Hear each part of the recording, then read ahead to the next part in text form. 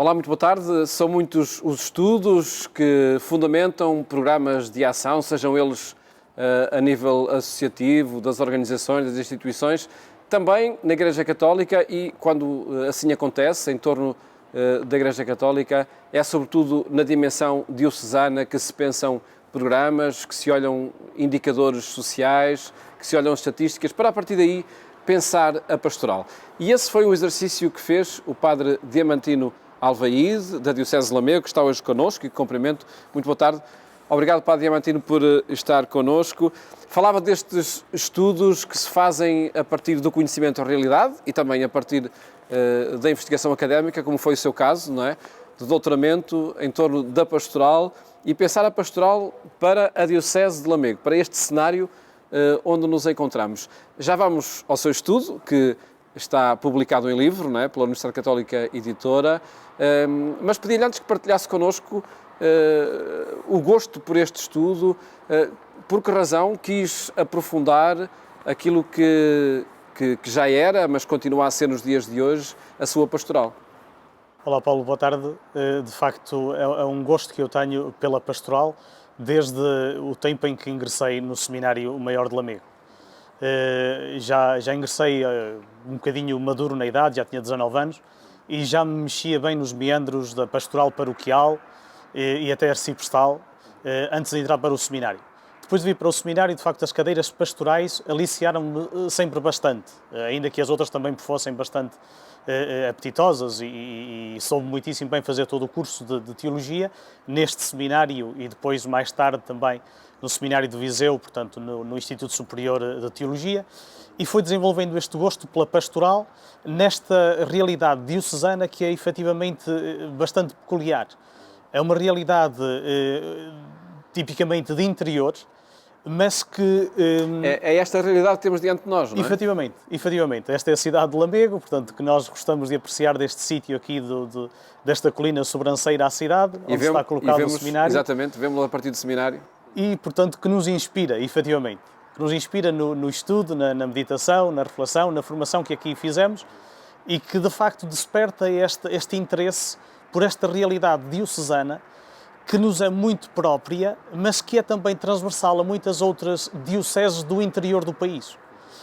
A nossa, quero-lhe dizer que é um bocadinho mais especial, não só porque a minha, mas porque, geograficamente, a nossa diocese toca o extremo leste e o extremo oeste do país, portanto está muito próxima de Espanha, naquilo que é Vila Nova de Foscoa, e muito próxima do mar, naquilo que é o limite oeste de Sinfãs. E, portanto, é uma realidade que nos apresenta paróquias muito típicas do interior, bastante despovoado e desertificado, e ao mesmo tempo já nos dá sinais e sintomas de uma realidade um bocadinho mais citadina, mais povoada, mais rejuvenescida.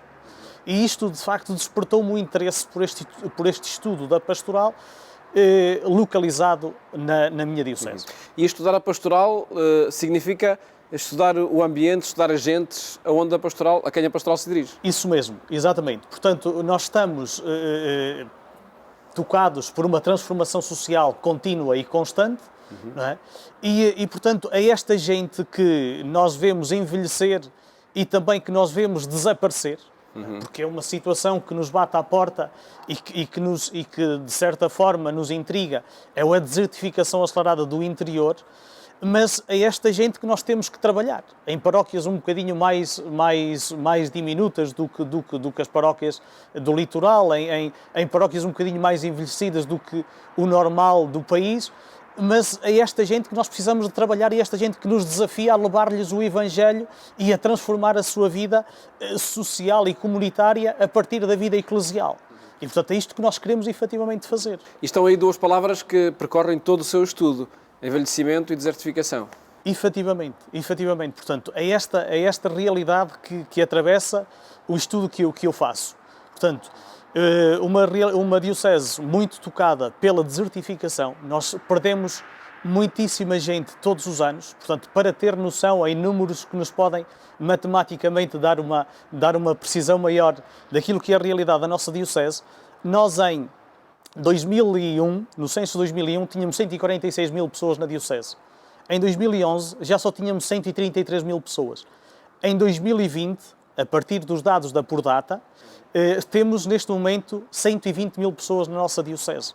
Ou seja, estamos a perder significativamente população ano após ano. Perdemos mais de 1000 pessoas por ano. Numa diocese que não é propriamente grande, é muito significativa esta perda. E depois também, por outro lado, o envelhecimento crasso da população.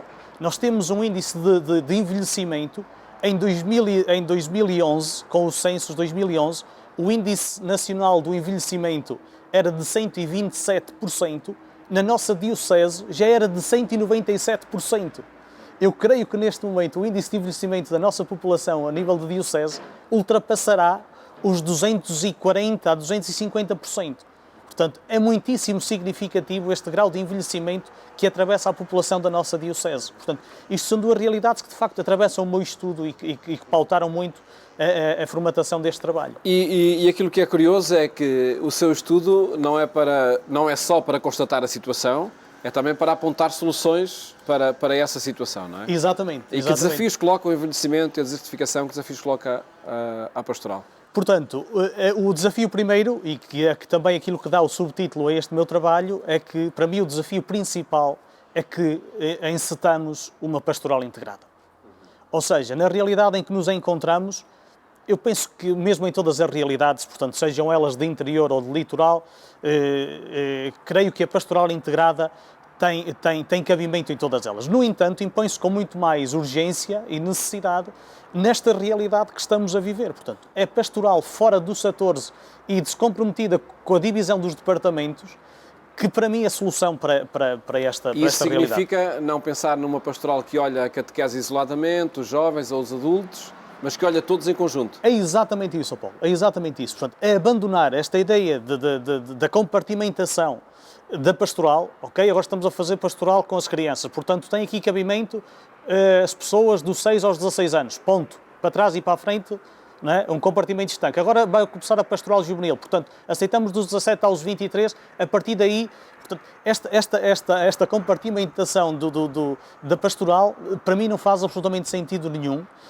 E até porque nós temos aqui um problema prático crasso, que é, em muitíssimas paróquias da nossa diocese, nós já nem sequer temos este campo de trabalho. Há muitíssimas paróquias da nossa diocese, efetivamente, onde nós não temos crianças, onde nós não temos jovens. Portanto, pensar numa pastoral da catequese, onde a pessoa mais nova de uma paróquia tem 24 ou 30 anos, não é? Quer dizer, deixa de fazer sentido. Não é? E, portanto, daí que a minha proposta é, de facto, desta pastoral integrada, que abandona a lógica dos setores para dar lugar a essa visão de conjunto da pastoral. Em todo caso, há também propostas para a pastoral que olham a lógica dos setores não por faixas etárias, por exemplo, mas por setores da própria sociedade. Pensar na pastoral para o ambiente prisional, por exemplo. Exatamente.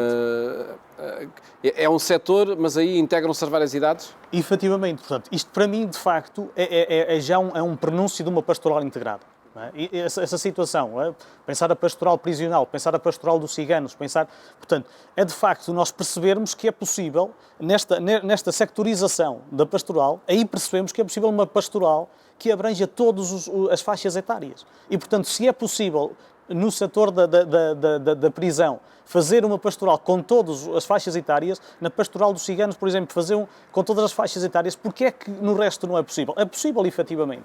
Portanto, e é isso que propõe no seu estudo? É exatamente isso que eu proponho. Quem é que está no centro da pastoral integrada? No centro da pastoral integrada está a pessoa. E, portanto, os dois capítulos charneiros deste meu trabalho final de doutoramento, que são a fundamentação teológica desta tese, é um exatamente sobre a antropologia e outro sobre a eclesiologia. Portanto, no centro de tudo está a pessoa humana na sua totalidade. Portanto, a pessoa humana no seu todo. No seu todo pessoal, portanto, em todos os domínios no pessoal, no espiritual, portanto, em tudo aquilo que diz respeito à pessoa em si, e depois também em todos os âmbitos da ação da sua vida, portanto, em todas as latitudes do seu agir diário, portanto, no ordinário da sua vida, no cotidiano da sua história, portanto, é a pessoa no seu todo. Portanto, a pessoa está no centro desta pastoral, portanto, a pessoa toda e todas as pessoas estão no centro da pastoral integrada. E depois, nesta lógica, sempre da eclesiologia de comunhão, efetivamente. E aí essa palavra comunhão, enfim, que tão usada e tão presente no ambiente religioso, nomeadamente católico, significa a integração, a inclusão de todos? Completamente, Paulo. É exatamente isso. Portanto, é conseguirmos convergir com todos, com os esforços de todos, com todos em todas as idades, para um mesmo caminho. E por isso eu também proponho, portanto, a determinada altura do trabalho, que nunca percamos de vista esta realidade sinodal. E, portanto, o nosso bispo tem uma expressão muito interessante que ele usou na Carta Pastoral há 10 anos, que dizia: a sinodalidade não é uma coisa que a Igreja faz, é a Igreja a fazer-se, é a Igreja a acontecer. Isto, de facto, é muitíssimo rico. Portanto, é isto que a Pastoral Integrada propõe. É este acontecer da Igreja com todos e para todos. Não é? Portanto, incluindo aqui com muita urgência os idosos, porque são hoje a massa maior da nossa população. E, portanto, não podemos pensar uma pastoral para os idosos, precisamos urgentemente de pensar uma pastoral com os idosos, a partir dos idosos, onde eles estejam sempre em tudo. Desde a pastoral das crianças, portanto, a todos os âmbitos da pastoral. Não é? Portanto, porque os idosos têm muito para nos dar e, neste momento, são muitos aqueles que têm para nos dar aquilo que têm. Aliás, acho curioso no seu estudo, a páginas tantas, afirmar que o centro, se outrora estava na escola ou estava na catequese, o centro agora está nos centros de dia, está nos centros sociais paroquiais. Exatamente. Há aí uma viragem que obriga também uma viragem pastoral. Completamente. Portanto, nós antigamente tínhamos, em 223 paróquias, tínhamos à beira de 300 escolas primárias, daquilo que hoje é o primeiro ciclo, do primeiro ao quarto ano de escolaridade. Nós hoje temos 30 escolas dessas nas 223 paróquias da Diocese. Antigamente, há 20 anos, tínhamos 30 lares, hoje temos 100 instituições direcionadas para os idosos. E, engraçado, por ironia do destino, muitas destas instituições estão albergadas nos edifícios que outrora foram as escolas primárias. Portanto, há aqui uma mudança de flanco interessante e desafiadora para nós, não é? Que é exatamente isso. Portanto, antigamente o centro das aldeias, das nossas paróquias, eram as escolas, hoje são os lares da terceira idade e as instituições direcionadas para os idosos. E, tendo acontecido já essa mudança, já houve também uma viragem pastoral que correspondesse a essa mudança? Eu penso que estamos em curso. Estamos longe ainda de atingir aquilo que será o ideal.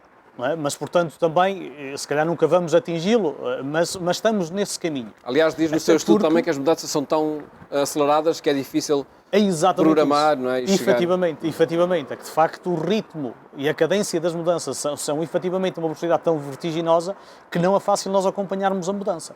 No entanto, nós vamos tendo também alguma felicidade de ter muitas dessas instituições sob a égide da Igreja. Muitas destas instituições são paroquiais. Muitas EPSS são paroquiais. Portanto, os párocos são, por inerência de cargo, os presidentes dessas mesmas instituições. E, portanto, têm automaticamente o campo aberto para um trabalho com os idosos, com as famílias dos idosos, com as auxiliares que trabalham com os idosos. Portanto, temos ali um núcleo de gente presente naquela realidade institucional que para os párocos e para os agentes de pastoral daquela determinada paróquia são uma riqueza maior, que não temos noutra dimensão. A partir do seu estudo, Padre Diamantino Alvaíde, pedi-lhe que nos indicasse algumas pistas de ação, que, aliás, são conclusões a que chega no seu doutoramento, que agora está publicado em livro, e poderíamos começar, por exemplo, pela piedade popular, pela religiosidade popular. Temos o Santuário dos Remédios ao fundo, no meio do arvoredo, não é? Exatamente. Símbolo maior dessa religiosidade popular aqui na Diocese de Lamego. Mas esse é desde logo um setor que é necessário intervir, onde é necessário intervir? Sem dúvida nenhuma, Paulo. O Papa Francisco, enquanto ainda arcebispo de Buenos Aires, no documento da Aparecida e noutros documentos até de diocesanos dele, da diocese dele, fez sempre muita questão no início da década de 2000, portanto, do novo milénio, fez sempre muita questão de ressalvar a necessidade de revalorizar a piedade popular. E é de facto uma necessidade extrema, porque num contexto como onde nós estamos, precisamos de perceber que as pessoas mais idosas, com aquilo que se identificam ainda, é exatamente com aquilo que são resquícios da piedade popular. Com os terços, com as procissões, com as vias sacras, portanto, com aquelas orações, portanto, muito parte da memória dessas pessoas. Efetivamente, e portanto, esta religiosidade popular ou piedade popular que nós temos, aliada ao ainda aquele rosto e aquela necessidade da peregrinação aos santuários, como é o do Remédios, como é o da Lapa, na nossa Diocese, e como são tantos outros santuários na nossa Diocese, uns marianos, outros não, mas, portanto, que despertam esta necessidade da peregrinação até lá, poder revitalizar, poder reformular a piedade popular e através dela ganhar aqui, de facto, um canal, um veículo de evangelização, é um bem maior, é uma oportunidade da excelência para nós nos tempos que correm, efetivamente. A outra, e como dizia há pouco, é essa centralidade dos centros sociais paroquiais. Sim.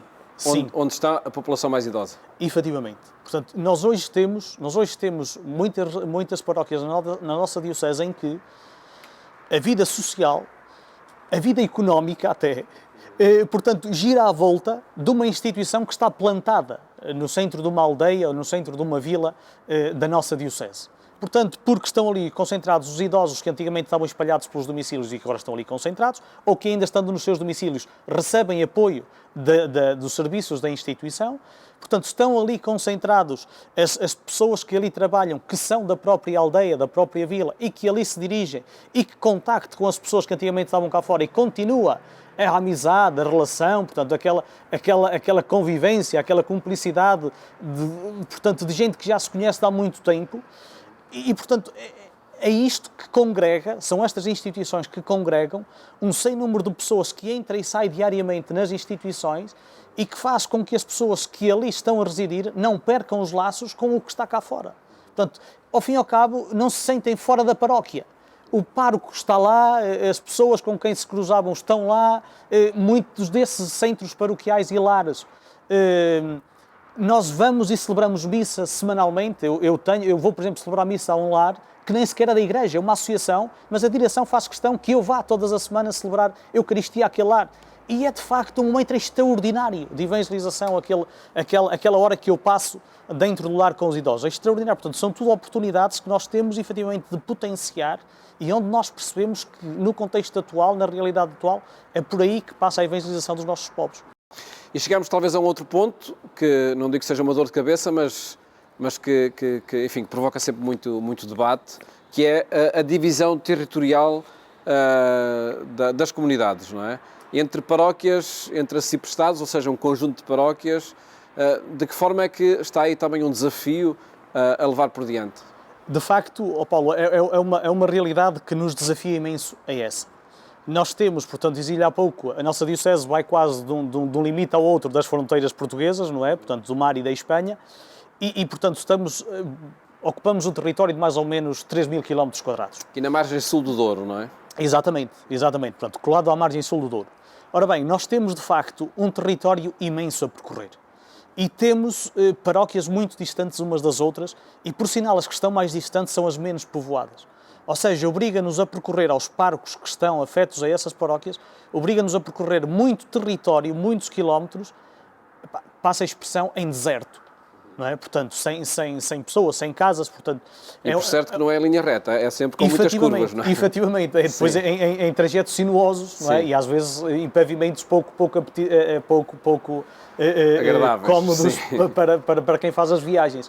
E isto é um desafio maior, porque nos obriga, uma vez mais, a voltar àquilo que tem que ser a centralização dos recursos, a rentabilização dos nossos esforços. Portanto, nós temos efetivamente também que saber tirar o melhor e o maior partido dos recursos humanos que temos e dos recursos materiais que temos. Portanto, não podemos continuar a pensar isto em paróquias autorreferenciais, em arciprestados fechados em si próprios, que se bastam a si mesmos. Isto não é por aqui. Padre Diamantino Alveide, a partir do estudo que fez e que agora é possível ler e aprofundar, a partir do conhecimento da realidade também que tem, como é que projeta a pastoral aqui na Diocese de Lamego? Paulo, gosto de a pensar como um desafio continuamente novo. Honestamente, eu olho para a desertificação e o envelhecimento social, economicamente, como angustiante e bastante Pode ser problemático. e não é? bastante problemático. Sim. Mas olho para as duas mesmas realidades do envelhecimento e do despovoamento, a nível pastoral, não como angustiante, não como asfixiante, mas como interpelante e muito desafiador. É uma realidade que, para mim, de facto, me impõe um pensar a pastoral de uma forma nova e diferente e que pode acontecer, de facto, aqui uma reviravolta na forma de fazermos pastoral a partir desta intergeracionalidade que é extremamente necessária, de que nós vamos tendo resultados. É esta riqueza que vai passando e para mim a pastoral diocesana de Lamego, e não só de Lamego, mas de todo o interior, tem de passar efetivamente por aqui. E deixe-me que lhe diga, nós precisamos de pensar a pastoral mais em conjunto com outras dioceses deste interior que têm uma realidade muitíssimo próxima e semelhante à nossa. E esperemos que assim aconteça, até porque há ótimas ferramentas para esse pensamento em conjunto, que por certo se vai traduzir numa pastoral mais próxima e mais significativa para todas as pessoas. Padre Diamantino, muito obrigado por ter partilhado connosco o seu estudo. Muitíssimo obrigado e pela oportunidade. Felicidades para o trabalho pastoral. De facto, uma investigação que o Padre Diamantino Alvaíde levou por diante, depois da experiência também de trabalho em algumas paróquias aqui na Diocese de Lamego, e que pensa a pastoral para a população que aqui existe e para a situação geográfica onde se inserem, onde o envelhecimento e a desertificação são, sem dúvida, umas características desafiantes. Nós hoje ficamos por aqui, a partir desta diocese e desta bonita paisagem de Lamego. Desejo-lhe uma ótima tarde. Até amanhã, se Deus quiser.